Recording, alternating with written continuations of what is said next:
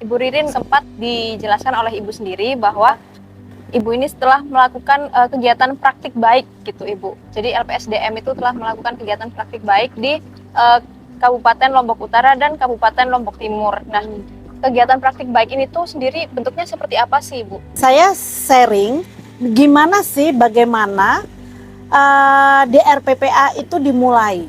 Strateginya apa, tahapannya apa, dan bagaimana sebenarnya memperkuat si kelompok-kelompok masyarakat untuk dapat mencapai 10 indikator DRPPA. Itu kalau di Lombok Timur itu atas inisiatif Pemda ya. Ini DRPPA ini kita diskusikan sebelumnya dengan intens bersama kapal LPSDM dan juga Pemda. Gimana sih program DRPPA ini gitu. Setelah terjadi diskusi dengan intens, substansinya, kontennya, terus bagaimana ini akan dilaksanakan, setelah semua para pihak memahami, maka Pemda punya inisiatif untuk di Lombok Timur ada 13 desa yang di launching sebagai DRPPA oleh Ibu Menteri. Nah, setelah di launching tentunya gimana pelaksanaannya kayak gitu. Nah, pelaksanaannya kita mengidentifikasi ya desa-desa yang siap untuk dijadikan DRPPA itu. Nah, kemudian salah satunya dari 13 ada 4 desa yang menjadi wilayah dampingan LPSDM dan kapal perempuan yang kita tentukan sebagai lokus DRPPA. Nah, setelah itu kita organisir, kita menyusun profil ya, tahapannya ini ya.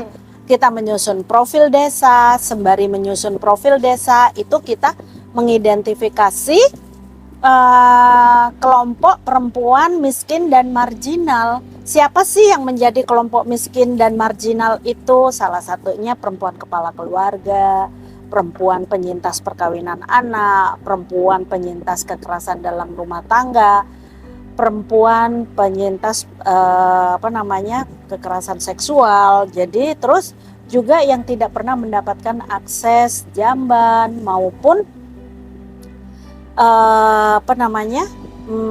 keluarga miskin yang tidak pernah mendapat akses program perlindungan sosial. Nah, termasuk disabilitas, lansia ada di sana.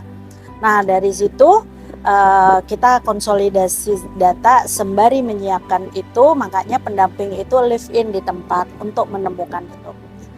Setelah kita menemukan kelompok-kelompok ini, maka kita organize, kita organisir, kita bentuk, dan kemudian kelompok ini juga dikuatkan oleh kelembagaannya dengan surat keputusan desa, yaitu yang kita bentuk, kita namakan sekolah perempuan. Nah, dari praktek ini sebenarnya seluruh tahapan ini gitu, ini kan bagaimana sebenarnya DRPPA dimulai. Nah, dari situlah kemudian dikembangkan strategi yang kemudian mendiskusikan hasil-hasil data yang ditemukan gitu secara intensif, menggunakan analisis kerangka pemberdayaan perempuan gitu ya. Ada 5 aspek yang kita lihat, ada kesejahteraan, terus kemudian akses, kesadaran kritis, partisipasi dan kontrol.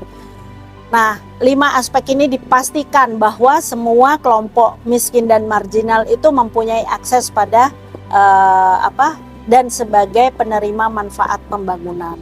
Kalau partisipasi, benarkah partisipasi perempuan itu memang sudah dilibatkan secara partisipasi yang bermakna kayak gitu. Misalnya dilibatkan di dalam rapat desa. Apakah hanya diundang sebagai peserta pelengkap atau kemudian dia aktif juga gitu membawa usulan-usulan dan berdiskusi di dalam forum itu. Jadi sebenarnya di praktek baik yang terjadi di Kabupaten Lombok Utara dan yang terjadi di Kabupaten Lombok Timur itu pada prinsipnya adalah bagaimana penguatan pengorganisasian untuk membangun kepemimpinan perempuan supaya mereka terbangun kesadaran kritisnya dan mampu untuk melakukan advokasi berbasis data untuk pemenuhan hak-hak perempuan dan anak. Nah, 10 indikator itu yang bisa terpenuhi, dan itu yang saya sharingkan kemarin di sini. Kalau sekolah perempuan, satu model model pemberdayaan untuk perempuan dan terutama yang dari kelompok miskin ya, perempuan akar rumput, itu sebenarnya model pendekatan sekolah perempuan itu sudah diadopsi oleh Pemda, baik KLU maupun Lombok Timur. Makanya dikembangkan dengan yakin bahwa Lombok Timur launching 13 desa DRPPA gitu. Jadi dalam perjalanan waktu program yang sebelumnya juga berkontribusi, dan program yang sekarang berjalan inklusi itu juga berkontribusi pada percepatan pencapaian DRPPA.